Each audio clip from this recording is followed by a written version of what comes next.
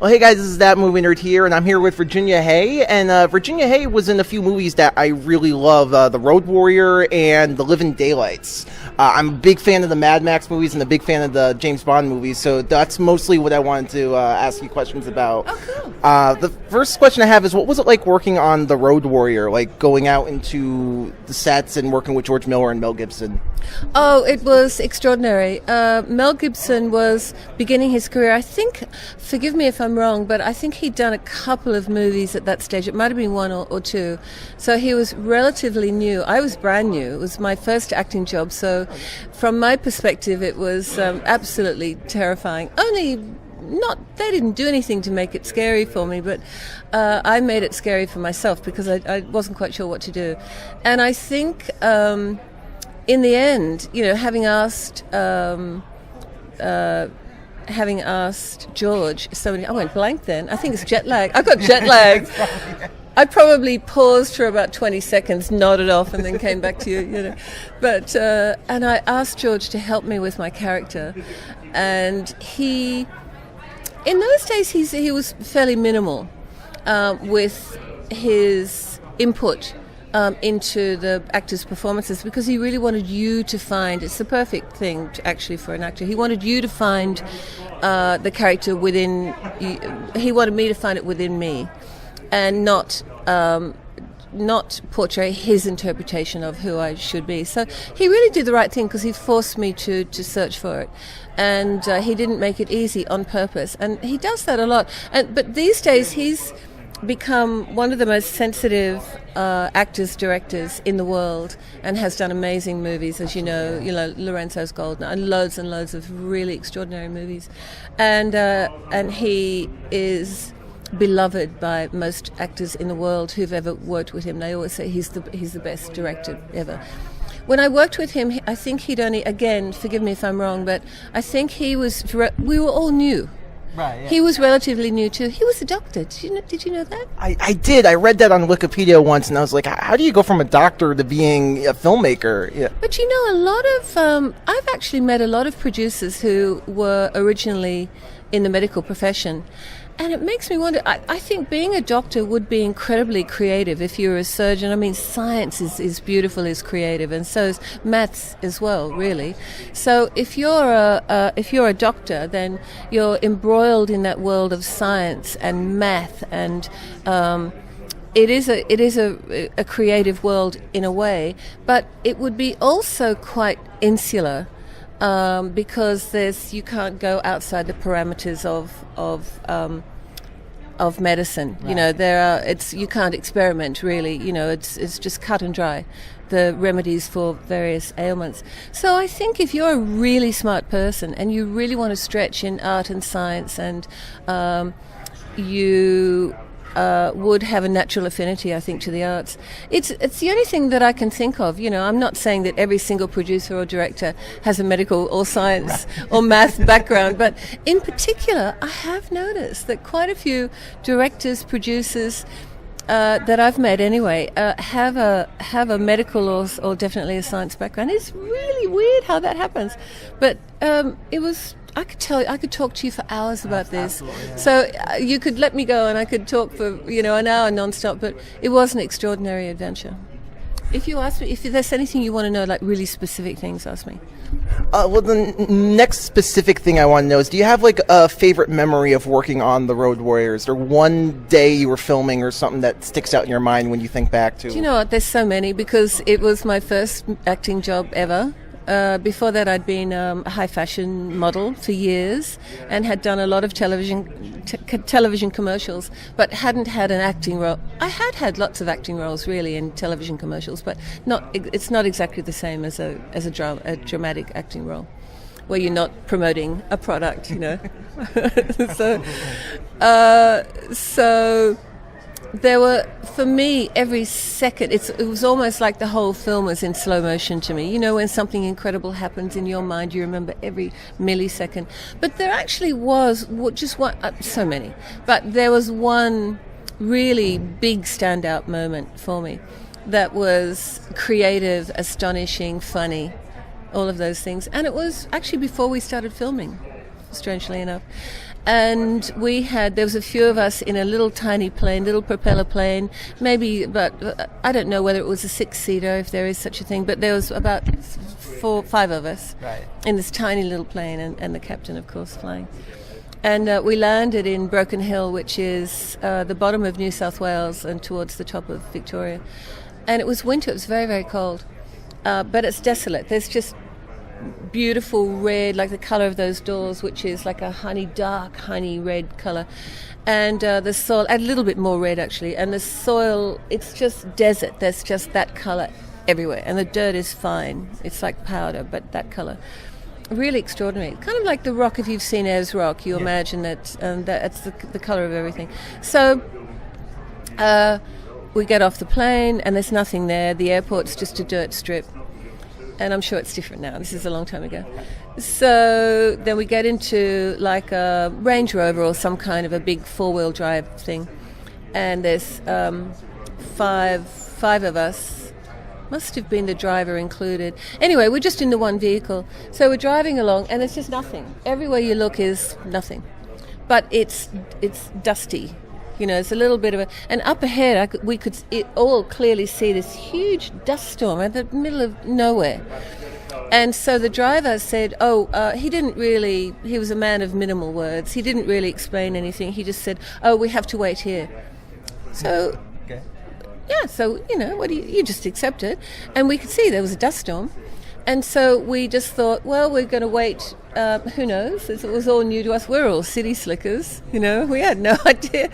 And we'd seen enough movies of dust storms to know that, better not to drive wildly into one, just to stay still until it passes. So we stayed still. And the dust storm's right in front of us.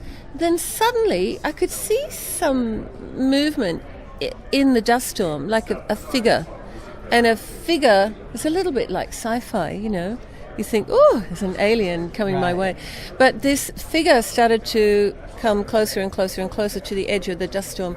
And suddenly I saw the back of the figure. And the first thing I saw was this person, like bending down, coming out bum first.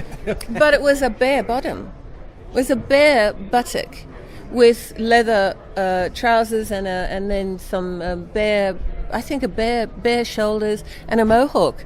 And I'm thinking, alrighty now. This Broken Hill must be pretty cool. And I just had come from London, the punk era. Punk was huge in London, with mohawks and straps and those chaps as well. And some people, yes, wore them without the rear end, but they're very brave people. And so I'm thinking, the middle of the country, the middle of nothing, there is this punk character coming out. Now, don't forget, we hadn't seen any of the costumes of Mad Max at all. In actual fact, what happened was that person backed out, and when he cleared the dust storm, he turned around, saw us, and went, "Oh, hi there," And that was Vernon Wells, and he as Wes, and that wasn't a dust storm. Soon the 2 people came out from the dust storm on either side with the smoke machines, carrying them, and cowboy hats. And that was a man-made dust storm for the film. We were actually on the set. Really? Yeah. So they actually thought it was like a real dust storm at first. No, we thought it was a real dust storm. You thought, okay, of course. Yeah, but the driver, like I said, he was a man of minimal words. And all he said to us is, we've got to stop here. The reason he said we've got to stop here is obviously because we were driving into set and they were filming. And we couldn't drive, right? Okay, yeah, that makes sense, yeah. So you can't just drive a vehicle onto the set when they're in the middle of filming something.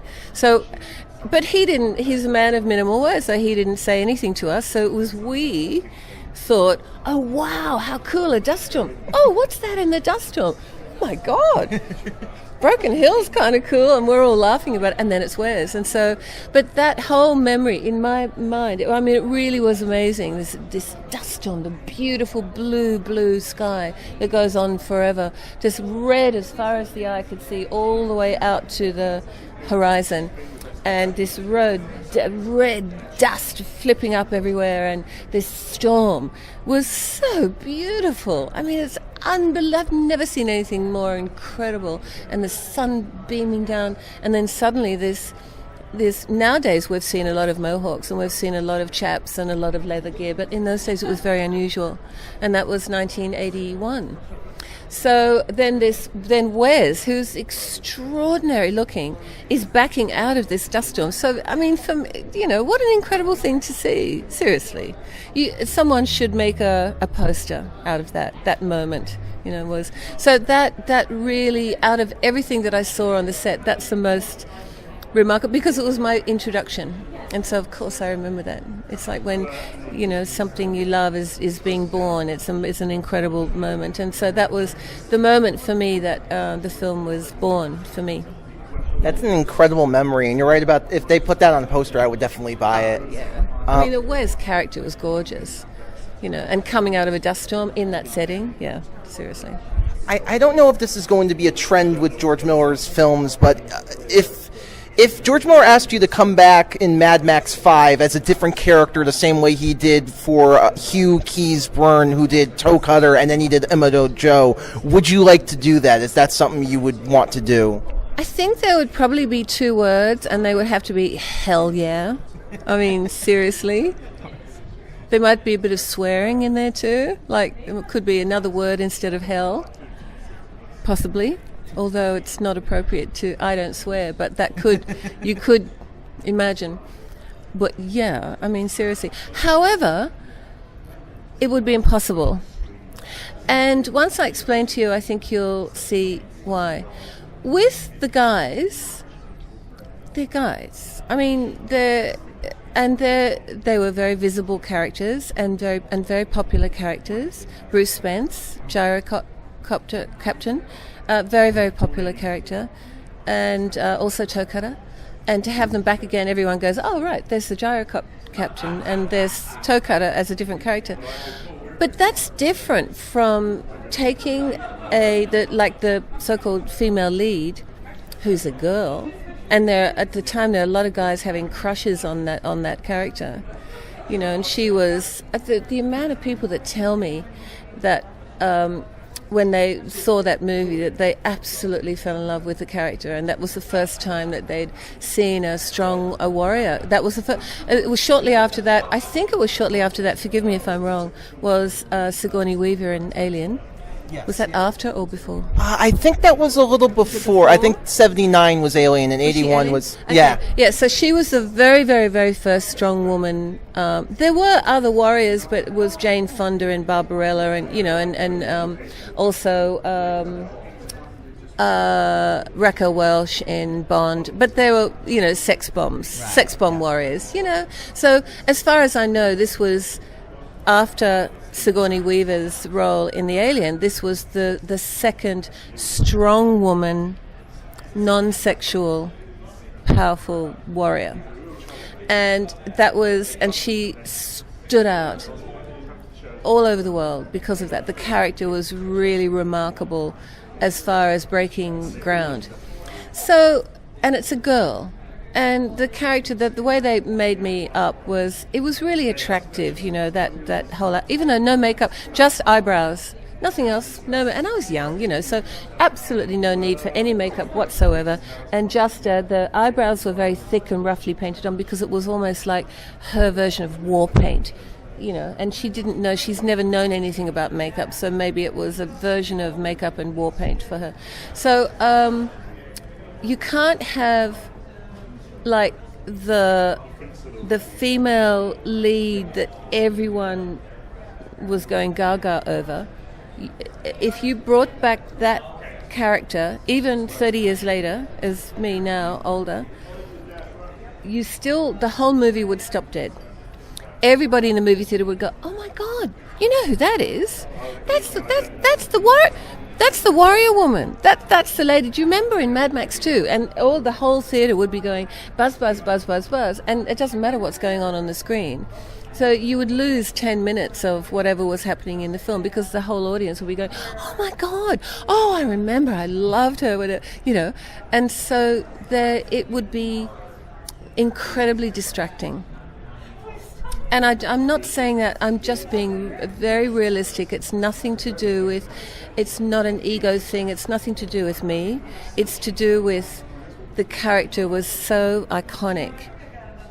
So was Toe Cutter, but in a really different way. And it's different being the female that everyone, men, a lot of people were really locked in on her. So, yeah, it would be very distracting. So I think that's why he has never done that. Also, I'm dead. As a follow-up question, do you feel in Fury Road it was distracting when Toe Cutter came back as Imola Joe, or was it much? Not as much? Why not as much? Just because all the things that I mentioned about a girl. There is a difference between the energy of looking at a girl and thinking, wow, this is incredible. She's like a sex symbol, but without, but not. She wasn't scantily clad. She didn't do anything that was sexy, but she was a sex symbol. Toe Cutter was not. So it's a whole different dynamic. Yes, distracting, but not as distracting. Okay. That's my take on it anyway. Because I actually was thinking like the fourth Mad Max was a lot about like Furiosa and the woman, and it would be cool to see you back with them. But I understand what you're saying, that it just been too long. It wouldn't be possible. I mean, it would be amazing, and I'm sure he thought of it. And I would absolutely, of course, I would love it. And especially at my age now, it would be brilliant. And it's the right time to, introduce older women into roles like that. That I can still be feisty and strong, on screen. So, yeah, it would be absolutely perfect, but it would have to be as a different character because I died. Absolutely, yeah. And so as a different character, it would be really, really distracting. It would be confusing and distracting. I understand what... I would love it, though. So I would love that, too, honestly. Why doesn't someone write something similar? That would be good. That's a good idea. Yeah, I'll think about that. Yeah, I think about that sometimes too. Who knows? Moving on to the Living Daylights and the James Bonds, because I wanted to try and squeeze that in as well. How does it feel to be a Bond girl? That's like a very exclusive group, and you're sort of cemented in cinematic history because James Bond is just cinematic. How does it feel to be a part of that film franchise? It's actually a great honor because it's one of the, if not the most famous franchise on the planet. And there are not very many Bond girls on the planet. And so, it's kind of special. It is special to be part of the club. And even though I just started my career, I'd only been an actor for a couple of years, can't remember, maybe 3 years or something like that. And the role originally had dialogue. I had to speak with a Russian accent, I know, but I can only presume, the director says, no, I'm not right, but I can only presume that my Russian accent was horrible and I sucked at it, and because they kept me visually in the whole thing, because then there was lots of little scenes, little vignettes, but they chopped out my dialogue. Why did they do that? And I'm sure it must have been the accent. It was probably really awful, but the role was not a huge role, and I've always done main cast characters. I've never done any extra work. I've never done any, walk-ons or anything that's small. It's always been, even though Warrior Woman was not a massive role, it was really powerful and really memorable. So the Bond role, originally she was supposed to be in a bubble bath. Really? That was in a script. And the night before, I got the pink pages, because, every time they change the script, you get a different coloured page edit. And I got the edit under the door at the hotel, like about 11 o'clock at night. I heard this, this slide of paper under the door, and I thought, oh, okay, this my call sheet for tomorrow, and, maybe something. So I got up and had a look at it. I went, no, you're kidding me. No. So I rang my agent and woke her up and said, no, they want me to, like, I'm standing there and they pull my robe off. And I said, no, because originally I had said, I don't know about being in a bubble bath, because I didn't, I just thought it might have been a little bit demeaning. Absolutely, yeah. And because I was trying to carve a more serious path for myself. And, the way I got the Bond film was kind of extraordinary too. I'll tell you about that in a minute. But what happened is, they got the message, oh, okay, well, it won't be a bubble bath. So then the little devils, they actually made it even more sort of risque. Rather than being in a bubble bath, then I'm standing there with the rope. But the thing is that I was very young. When you're young and you're fit, and you're not real super curvy, then it's no big deal, to be naked, because it's not doesn't look rude. For some reason, if you're a really curvy woman and there's a lot of boobage and lots of jiggle factor, it looks more erotic than if someone is just quite athletic looking. And it's funny that way, isn't it? Yeah, all is. the soft jiggly bits make it look more erotic then. So for me, it was like, oh well, okay. So it's just like being down the beach in Australia. We all go topless anyway. So, but it wasn't shot in Australia. It was shot in Pinewood. Or that part was in Pinewood. So it was a small role, but I jumped at the chance because it's Bond. I mean, come on! If you're any kind of a geek, you're not going to say no to being in James Bond. Come on, no. So, I absolutely. Even before my agent finished the sentence, I said yes. Doesn't matter what the role is. But the way it happened, I'll try and keep it short because I tend to chat a bit. I don't mind. Are you sure? Absolutely not. Maybe an editing. They might mind, but I don't mind. Massive edit. But we only wanted 3 minutes. She talked for 2 hours. How are we going to edit this? It's a nightmare. Yes, it's very. When you come and see me, when the fans come and see me at my table, it's like that too. They only expect the usual, like all the other actors go, "Hi, what's your name? Oh, great. Oh, Matthew, great. Oh, sign it, Matthew, great. There you go. Thanks, Matthew." And I'll talk about their mums and dads and what do you do, and let's chat, and we talk about all kinds of stuff. So a bit of a chatter. Bond. So I was doing a movie with Amanda Donohoe. Segue. Amanda Donohoe and Oliver Reed, and that's a whole other story that we don't have time for. He was hilarious, Oliver Reed, and he got over-refreshed a lot, let's say, if you know what I mean. Do you know what I mean? Yeah, I know what you mean. Over-refreshed. Yeah, I know what you mean. Anyway, so and it's okay for me to say that because it's common knowledge, Anyway, so we were doing some press shots on the beach. It was it was a film called Castaway, not the Tom Hanks. Not the time. Yeah. The other Castaway. I know what you're talking about. I believe. Yeah. And we're on the beach doing some press shots, and I was just making small talk to the press photographer. And the whole thing was set on an island, so that's why we were all on the beach. And he was taking pictures of me in my outfit. I was a journalist, in my journalist outfit. I was just making small talk, so I just said to him, so what's next for you? And he said, I'm going to do, I'm working on the next Bond. Ding! I said, really? Oh my God, I would love to be a Bond girl. And he looked at me and he said, you know what? I think that could quite work, because I had that young, that blonde thing going, cheekbones and the whole thing, tall.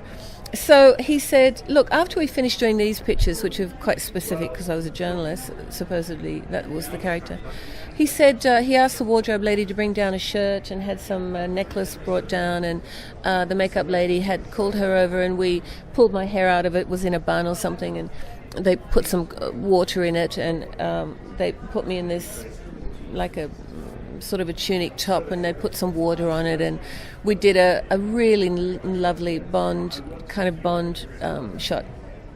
And he said, that's fabulous. He said, I'm going to take it to Barbara Broccoli myself. And I just thought, no, he's not. He did. And she said, oh my God, she's fabulous. We have to have her. She rang my agent at the time, which was William Morris in London, and then bang, it's straight on, the movie.